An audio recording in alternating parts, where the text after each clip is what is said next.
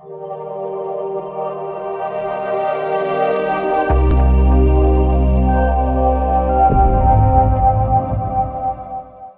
दोस्तों, welcome in discover Rajasthan, keep discover keep learn.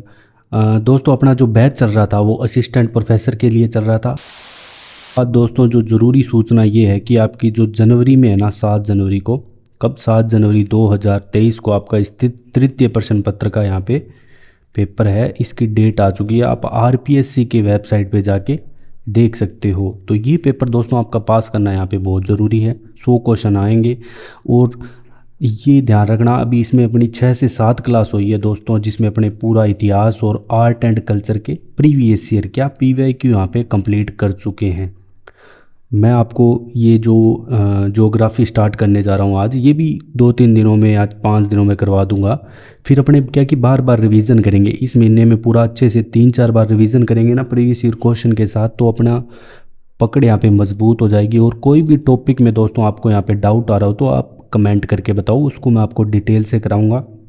बाकी दोस्तों, जितनी भी इनकी डिटेल क्लास है टॉपिक की, वो मैं नीचे आपके डिस्क्रिप्शन में डाल रहा हूँ। पहले भी सेम मैंने यही किया था, कल्चर यहाँ पे करवाई थी असिस्टेंट प्रोफेसर के लिए। तो यहाँ पे जो प्रीवियस ईयर पेपर है वो अपने लेके आए हैं, असिस्टेंट प्रोफेसर के भी लेके आए हैं, मेन सिर्फ आरपीएससी के लेके आए हैं, जो आरपीएससी के एग्ज़ाम है। ठीक है, ये सारी बातें हो गई दोस्तों। अब एक चीज़ का ध्यान रखना है, जो आपका न्यू अपडेटेड है थोड़ा बहुत, ठीक है, उतना उस पर ध्यान नहीं देना है। वो ज़िले के बारे में आपसे नहीं पूछेगा, मेन चीज़ें हैं उनको ध्यान रखो बस, क्या कहाँ पे क्या चीज़ आ रही है उन पे ही आपको फोकस करके चलना है अभी की, क्योंकि जो भी आपकी बुक्स आती है आरबीएससी की, उनमें भी कुछ अपडेट नहीं हुआ है। जब तक वहाँ नहीं होता तो कहीं भी कुछ यहाँ पे चेंजेस नहीं होंगे। और वो वैसे डिस्प्यूट वाले क्वेश्चन भी नहीं पूछेगा, क्योंकि आप आरएएस में देख चुके हो। आज अपने दोस्तों जो राजस्थान के भौगोलिक क्षेत्र, नदियाँ और झीलें, ये पूरा आपके ऐसे टॉपिक दे रखा है जिसमें आपके physiographic region, rivers and lakes के बारे में बता रखा है। तो इनको यहाँ पे कवर करेंगे अच्छे से पूरा दोस्तों। मैंने यहाँ पे आपके लिए बहुत बढ़िया मैटर लेके आया हूँ, जिसमें आपको सारी चीज़ें यहाँ पे क्लियर करवाता चलूँगा। 10 क्वेश्चन करेंगे। सबसे पहले आपको यहाँ पे क्या बताना है, आरएएस 2023 में दोस्तों ये क्वेश्चन आया था आपका ज्योग्राफी से। इस क्वेश्चन को डिलीट भी कर दिया गया था, वैसे ये क्वेश्चन सही था, डिलीट इसको थोड़ी टाइपिंग मिस्टेक के कारण किया गया था। ठीक है, अब यहाँ पे आपको दोस्तों जो चोटी बतानी है, गलत युग्म का चयन करना है कि कौन सी चोटी कहाँ पे नहीं है। दे रखा है यहाँ पे सारी चोटियों का नाम दे रखा है, सतूर, कोटड़ा, ठीक है, जो दक्षिण अरावली में है।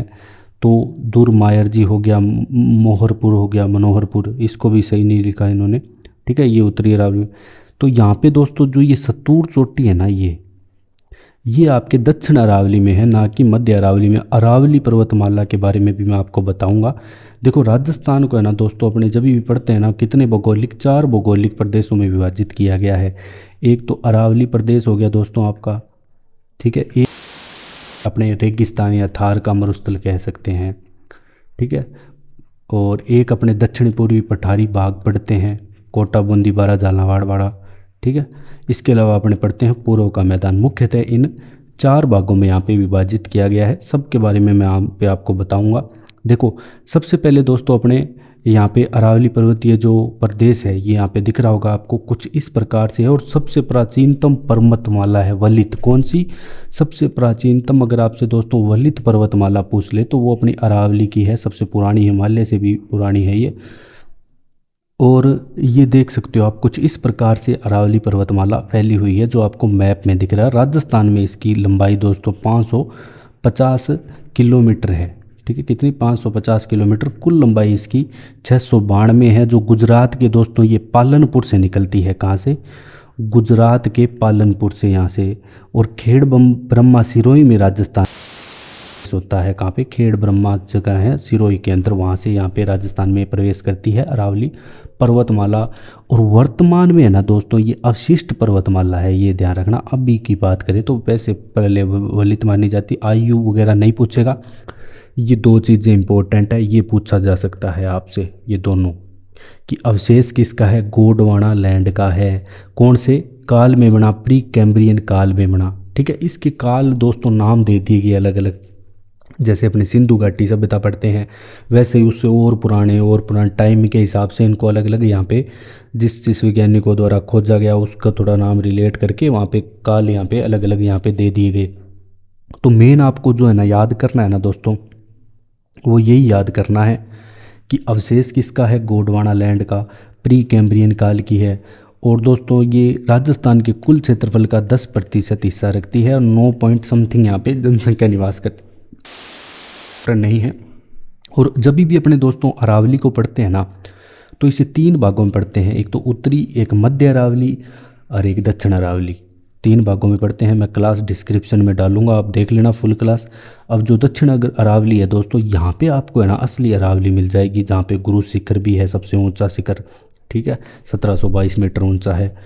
गुरु शिखर होगी, शेर होगी, दिलवाड़ा, ये सारी चोटियाँ आपको दक्षिण में ही मिलेगी, ऊंची ऊंची चोटियाँ। मेन इधर आपको शिखर साइड रघुनाथगढ़ मिल जाएगी, ठीक है। और भी बहुत सारी चोटियाँ बहुत सारे ज़िलों में फैला, अब नए ज़िले भी बन गए, तो वो भी इसमें दोस्तों क्या है कि ऐड हो जाएंगे सारे।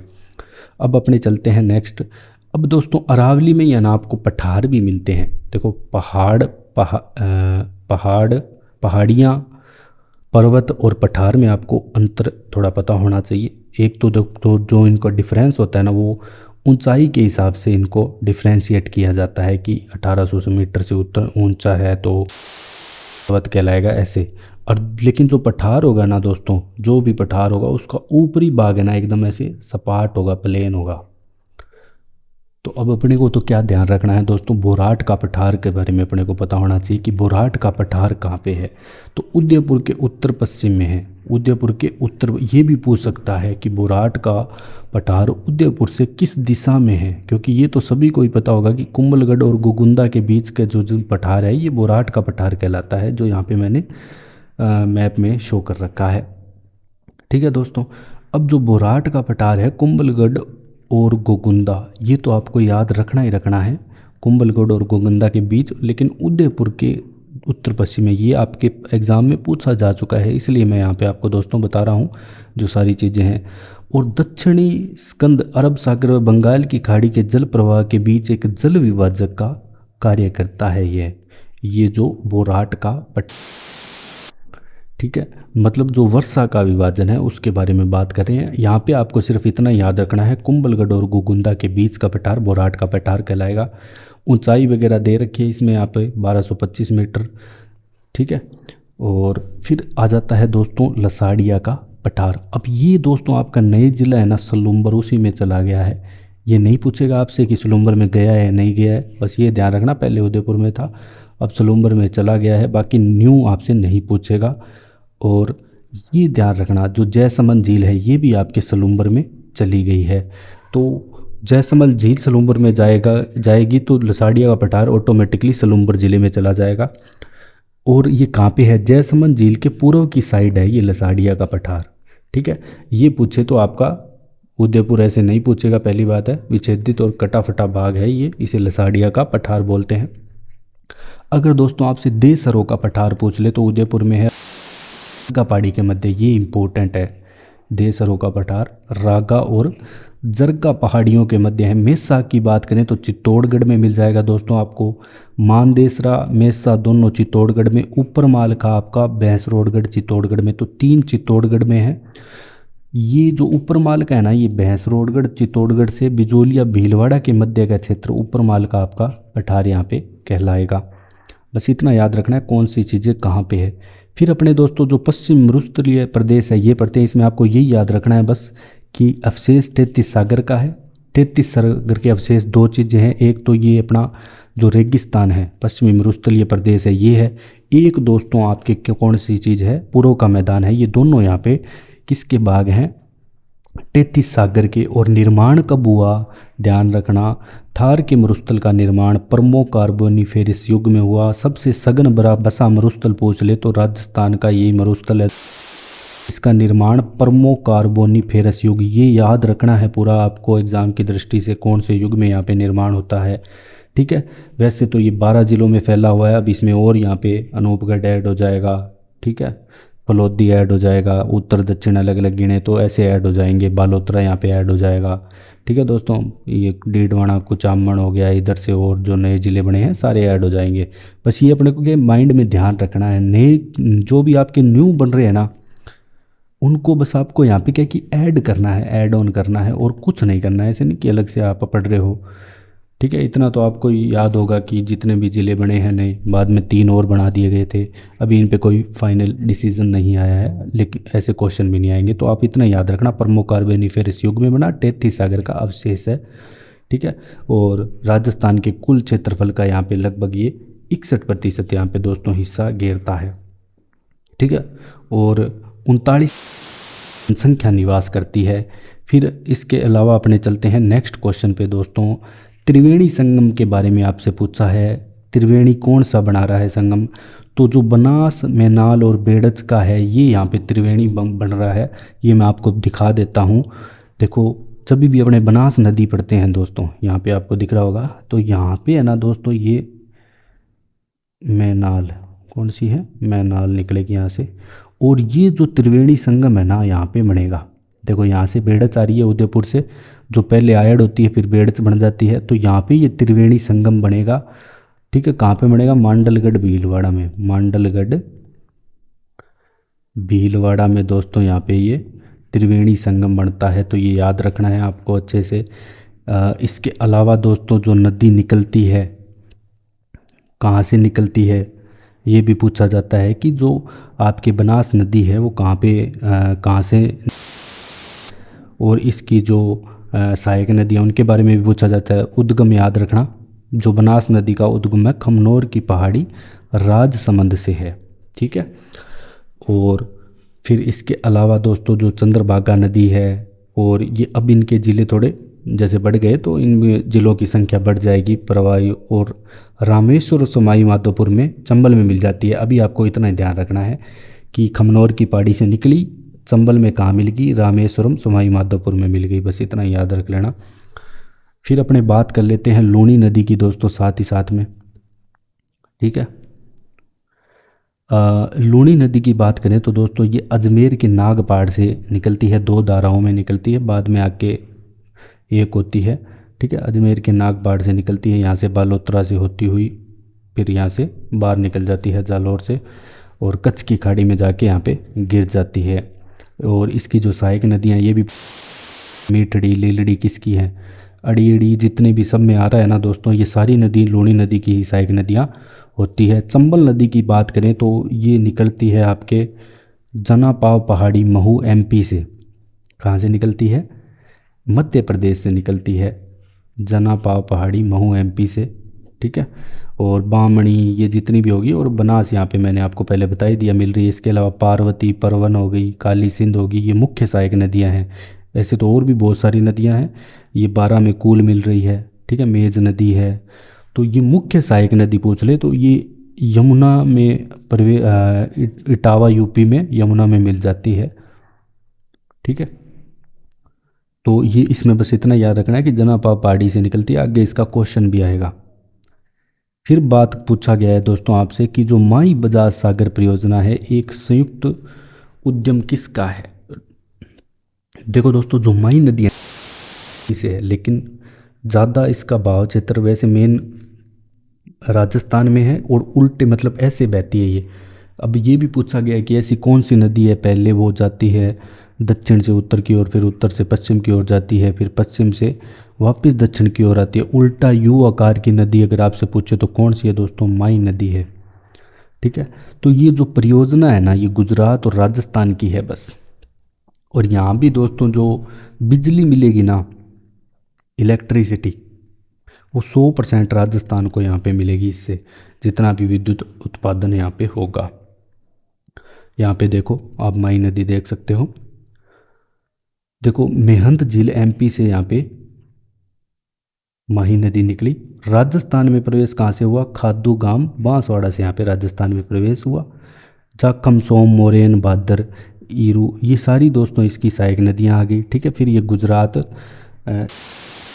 में मिल रही है, निकल रही राजस्थान से, मिल माई में गुजरात में रही है। अनास है ये भी। और जो त्रिवेणी संगम है ना, ये ध्यान रखना है, एक तो मैंने बता दिया था, सोम माही और जाखम का, ये देखो यहाँ पे बन रहा है सोम माही जाखम का त्रिवेणी संगम। तो ये जो त्रिवेणी संगम है ये ज़रूर याद रखना है दोस्तों आपको अच्छे से। अब अपने चलते हैं नेक्स्ट क्वेश्चन पे दोस्तों।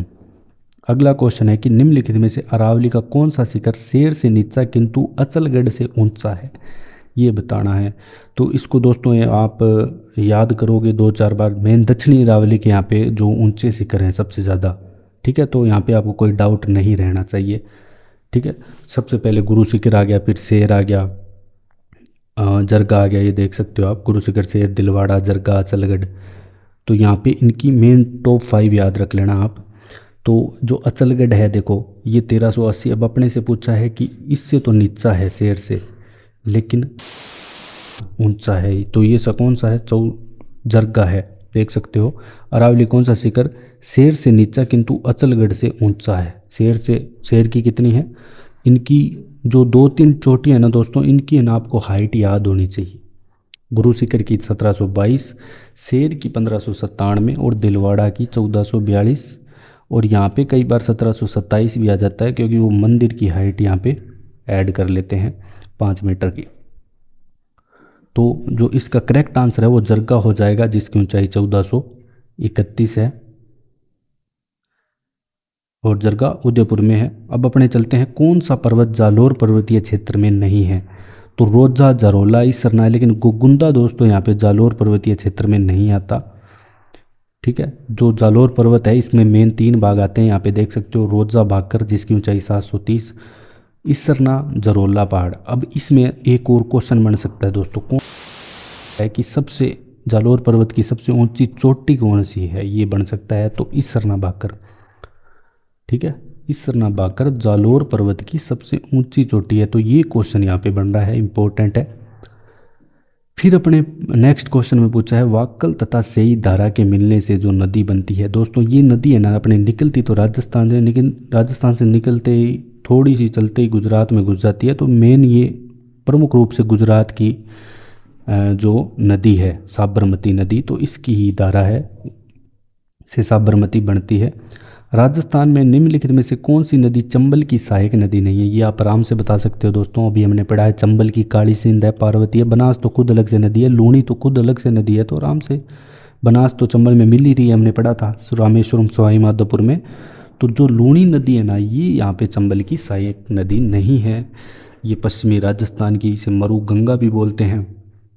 भू आकृति की दृष्टि से कितने प्रमुख क्षेत्रों में, दोस्तों 4 हमने पढ़ा था अभी, 4 क्षेत्रों में बांटा गया है। अरावली पर्वतीय प्रदेश, पश्चिमी मरुस्थलीय प्रदेश, पूर्व का मैदान और दक्षिणी पूर्वी पठारी भाग। निम्न में से कौन सी राजस्थान की खारे पानी की झील नहीं है। तो दोस्तों जो डेबर झील है ना, ये जो जयसमंद झील है उसे कहते हैं डेबर झील, जो कहाँ पे चलेगी अब, सलूम्बर में। और ये आपके मीठे पानी की झील है, कौन सी है, मीठे पानी की झील है, जो मेवाड़ के राजा जय सिंह के द्वारा यहाँ पे बनवाई गई थी। डीडवाना, पचपदरा, लूणकरनसर, ये तीनों है ना यहाँ पे दोस्तों खारे पानी की झीलें हैं। इन दोनों की क्लास मैंने अलग से करा रखी है, इसकी 2 क्लास है जिसमें आपको खारे और मीठे पानी की अलग से पूरी झीलें बता रखी है। इसके अलावा मैं आपको बता दूं जो एग्ज़ाम में आती है आपके रेवासा, सीकर की, ये सारी खारे पानी की है, ठीक है, खारे पानी की झीलें हैं ये सारी, खारे पानी की झीलें। कुचामन, नागौर, डेगाना, रेवासा याद रखना, ये ऐसे नाम क्या है कि एग्ज़ाम में ज़्यादा पूछता है। पीथमपुरी पूछ ले तो सीकर में इम्पोर्टेंट है। कावोद झील खारे पानी की है जैसलमेर में। पोकरण भी जैसलमेर में। बाप जोधपुर में। फलोदी जोधपुर में खारे पानी की झील है। अब आपसे पूछा गया है कि राजस्थान के अंतःस्थलीय मतलब अंतः प्रवाह की नदियाँ हैं ना, आपसे पूछी गई है अंतः प्रवाह की नदियाँ किस क्षेत्र में आपको मिलेगी। अरावली में तो मिलेगी नहीं दोस्तों, आराम से आप बता सकते हो। जो शेखावटी प्रदेश है, जैसे यहाँ पे कांतली नदी होगी, तो यहाँ पे आपको अंतः प्रवाही मैदानी क्षेत्र मिलेगा, जहाँ पे क्या है कि पहले नदियाँ होती थी, या नदियाँ अब क्या है कि थोड़ी सी प्रवाहित होके आगे जाके लुप्त हो जाती है। तो उन चीज़ों के बारे में पूछा गया। तापमान और वर्षा के आधार पर राजस्थान को दोस्तों 5 भागों में बांटा गया है। कौन कौन से है दोस्तों, जैसे शुष्क जलवायु प्रदेश, ठीक है, शुष्क जलवायु प्रदेश, एक आ गया आपका दोस्तों अर्ध शुष्क, इनको भी दोस्तों मैंने अच्छे से करवा रखा है, अर्ध शुष्क जलवायु प्रदेश। इसके अलावा उपाद्र, इसके अलावा आर्द्र, और लास्ट आपका आ गया अति आर्द्र जलवायु प्रदेश। तो अलग अलग यहाँ पे भागों में बांटा गया है, इनके हिसाब से मैप में आप आराम से कर सकते हो सेट। अब सर्दियों में भूमध्य सागर के चक्रवातों के कारण राजस्थान के उत्तर पश्चिमी भाग में जो वर्षा होती है उसे मावठ बोलते हैं। क्या बोलते हैं? मावठ। और ये जो मावठ है ना, गेहूं के फसल कणक के लिए बहुत ही मतलब लाभदायक होती है। और सबसे ज़्यादा वर्षा मतलब भूमध्य सागर से जो चक्रवातों के कारण जो मावठ होती है ना, अब ये भी पूछा जाता है कौन सा सागर, भूमध्य सागर से। कई बार उल्टा क्वेश्चन को चेंज करके पूछ लिया जाता है। अब ये मावठ है ना दोस्तों, सब जो वर्षा है या जनवरी में जो वर्षा है ना, ये राजस्थान में सबसे ज़्यादा होती है। मतलब राजस्थान सबसे ज़्यादा वर्षा प्राप्त करता है मावठ से। जो अब राजस्थान में निम्नलिखित में किस परियोजना को मरुगंगा के नाम से भी जाना जाता है? तो एक ही परियोजना है दोस्तों, इंदिरा गांधी नहर, जिसने पूरा राजस्थान का दोस्तों नक्शा यहाँ पे बदल दिया है, पूरा ग्रीन कर दिया है उसको, राजस्थान को, पश्चिमी क्षेत्र को, देख सकते हो आप। और इसकी भी दोस्तों मैंने अलग से क्लास करवा रखी है पूरी। मेन आपको बता देता हूँ मैं मोटी मोटी चीज़ें। देखो, जो यहाँ से व्यास और सतलज नदी निकल रही है, दोनों को यहाँ पे हरीके बैराज जो फिरोजपुर पंजाब में है, यहाँ से राजस्थान फीडर निकाली गई है। ये फीडर कहाँ पे दोस्तों एंट्री करेगी? टिब्बी, ठीक है, टिब्बी के खरखेड़ा गांव जो हनुमानगढ़ जिले में पड़ता है, वहाँ से प्रवेश करी। अब यहाँ से अलग अलग शाखाएं निकाल दी, ठीक है, शाखाओं के बाद यहाँ निकाल दी यहाँ से। अब शाखाओं में ना आप एक एक क्वेश्चन आता है दोस्तों, कौन सा? अब ये मसीता वाली हेड है ना, यहाँ पे, यहाँ से ये शुरू हो जाती है। अब यहाँ से जो रवसर शाखा है ना, ये सिर्फ आपके किस ओर है?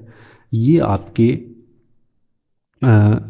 लेफ्ट साइड है। बाकी सारी आपके जो शाखाएं मिलेगी आपको राइट साइड मिलेगी, ठीक है।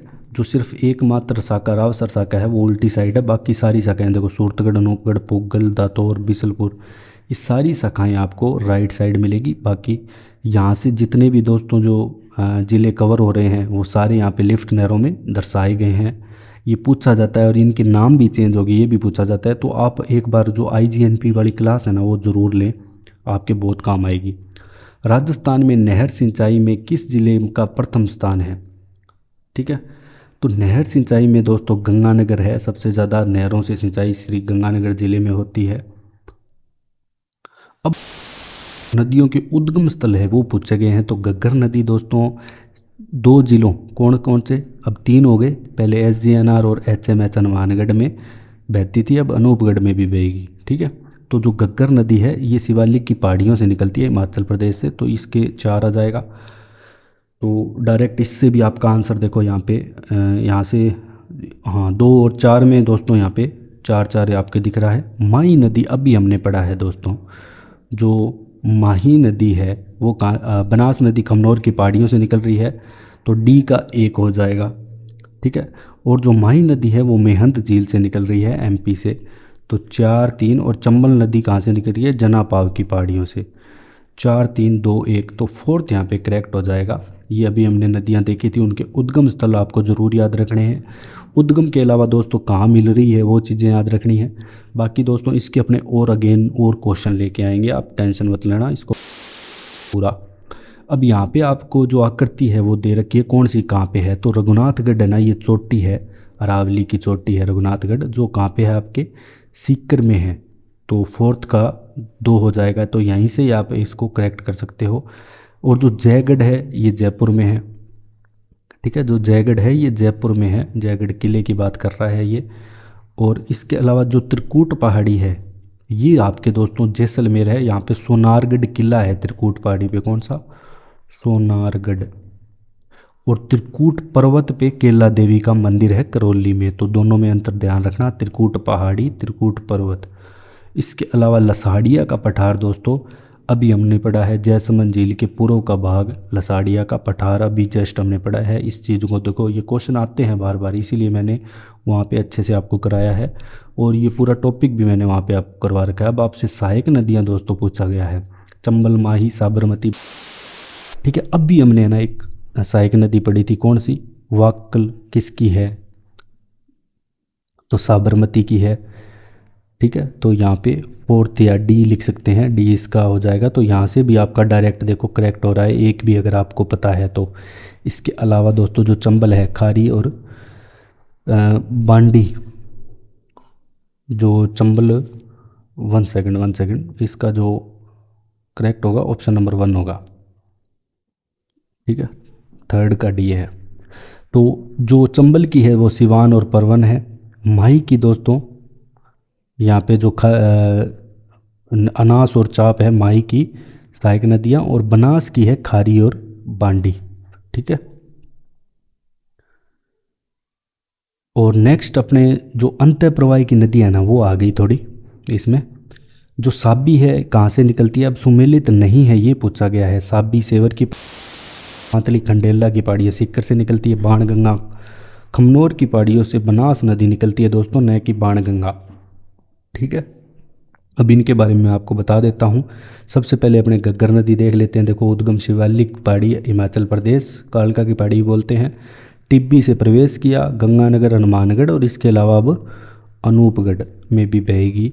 और इसके अलावा ये इसमें पानी ज़्यादा आता है तो फोर्ट अब्बास तक चला जाता है पाकिस्तान के। काकनी की बात करें दोस्तों, तो काकनी जिसे मसूरदी नदी बोल सकते हैं, सबसे छोटी नदी अंतः प्रवाह की नदी है।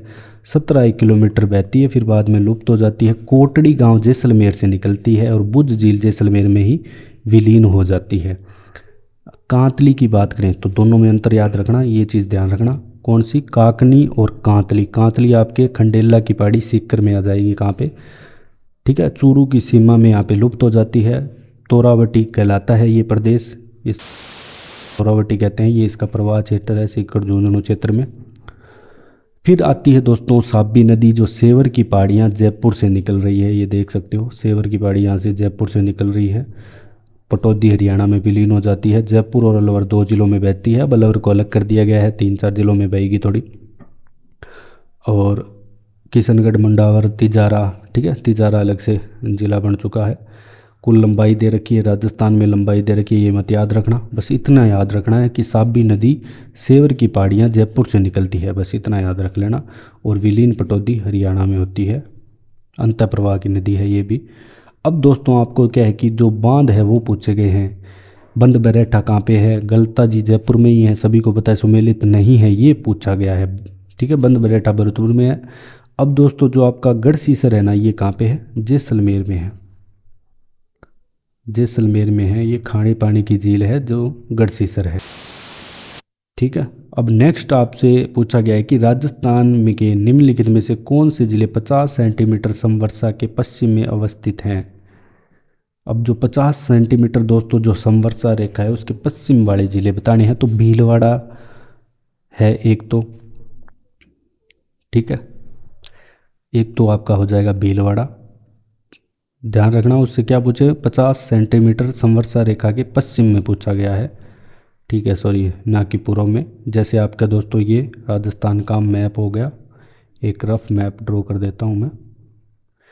तो ये होगी राजस्थान की 50 सेंटीमीटर। अब इसके लिए थोड़े आपको दोस्तों क्या है, जिले याद होने चाहिए, ठीक है।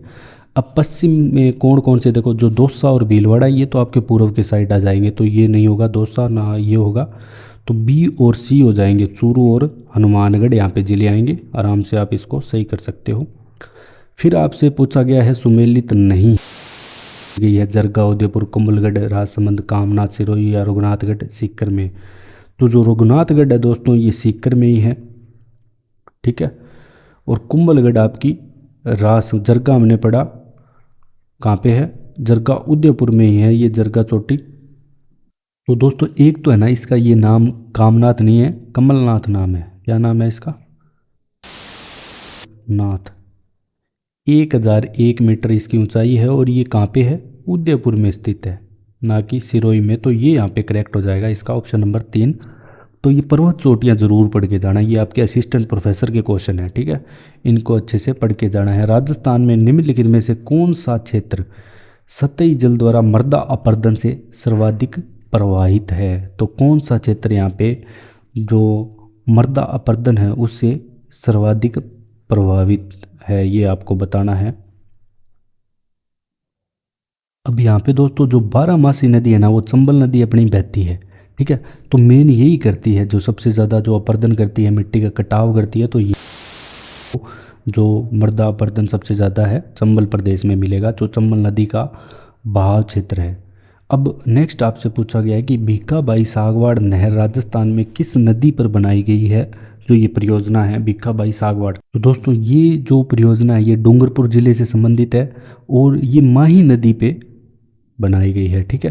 देखो यमुना तो हो ही नहीं सकता, यहाँ पे बहती नहीं, ठीक है। घग्गर ऊपरी ऊपर मेन यहाँ पे जो बनास भी नहीं है, माही नदी है, ठीक है। बनास और माही में डाउट हो सकता है, लेकिन ये माही नदी पे बनाई गई है। तो ऐसे आप थोड़ा एलिमिनेट कर सकते हो। नेक्स्ट आपसे जो प्रदेश है वो पूछे गए हैं कि घग्गर का मैदान क्या कहलाता है, क्या बोलते हैं। दोस्तों जो घग्गर नदी का बहाव क्षेत्र है ना उसे नाड़ी बोलते हैं। क्या बोलते हैं? नाड़ी। जो शेखावटी प्रदेश है वो अभी हमने पढ़ा अंतः प्रवाहित प्रवाह प्रदेश है, तो ये हो जाएगा आड़ोती का पठार। कहाँ पे? मुकुंदरा की पहाड़ियाँ, ठीक है। आड़ोती का जो पठार है मुकुंदरा की पहाड़ियाँ वहाँ आपको देखने को मिलेगी।